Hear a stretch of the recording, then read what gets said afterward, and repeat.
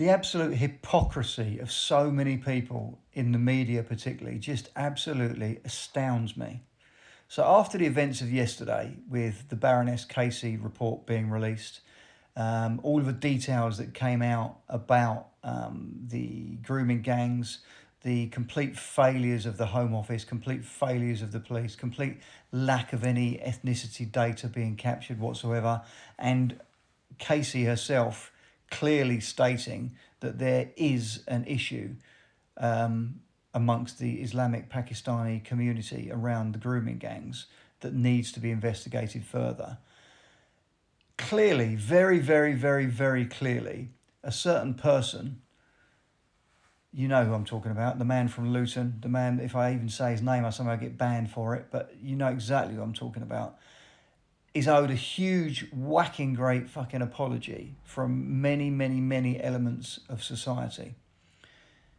But what's so hypocritical about it is I've seen multiple media commentators trying to come out this morning and say, oh, he was right after all. And, oh, maybe he's owed an apology after all. Yet they're exactly the same people that have spent 15 years absolutely slating him. It's a joke. The hypocrisy of them being able to do a complete 180-degree turn inside 24 hours and not even acknowledge the fact that they were wrong in the first place is unreal. He was talking about this back in 2009. The first mainstream journalist to go near this was a guy called Andrew Norfolk, I think his name was. He was a really good journalist who worked for the Times. But even then, when he published articles about this, he was very much ostracised. But the man from Luton, as I say, has been talking about this since 2009, maybe even before that. And yet now, apparently, all sorts of people are coming out of the woodwork and trying to claim credit for this. You've got the bloody Conservative Party saying it was them that forced this to happen. You've got Reform Party saying it was them that forced this to happen. You've got all sorts of MPs, politicians, journalists saying, oh, well, we spoke out about this. No, you fucking didn't. You avoided the subject like the absolute plague. One man has been on this for a long time and has had his life ruined in the process. And yes, he deserves an apology, but it needs to be a genuine apology. Not jumping on the bandwagon and trying to take credit. Incredible. Absolutely incredible. Makes me furious. Absolutely fucking furious. But it is what it is. At least now things are being recognised, and at least now he may not quite be as ostracised as he has been in the past. He might not possibly be completely persona non grata, I think is the phrase. He might not be quite as persecuted as he was in the past, because people, rightly or wrongly, are going to go, oh, maybe he was right after all. Yes. Yes. Yes, he absolutely was.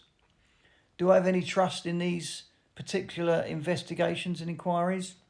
Not really. None whatsoever.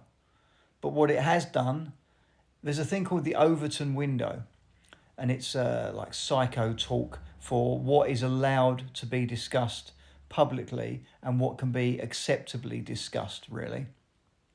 And whilst this inquiry might not really ever find anything or come to any real conclusions, because it's going to take years to do, what it has done is it's pushed the envelope of what can be openly discussed. It's pushed the envelope of what people consider to be true and what they don't.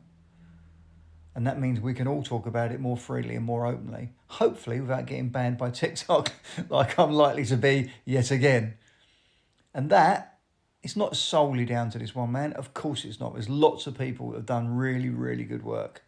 Sammy Woodhouse, who works for Urban Media, deserves all the credit. She's been fantastic on this subject for years because she went through it herself and has been an absolute heroine on this subject. Maggie Oliver has done some really good work.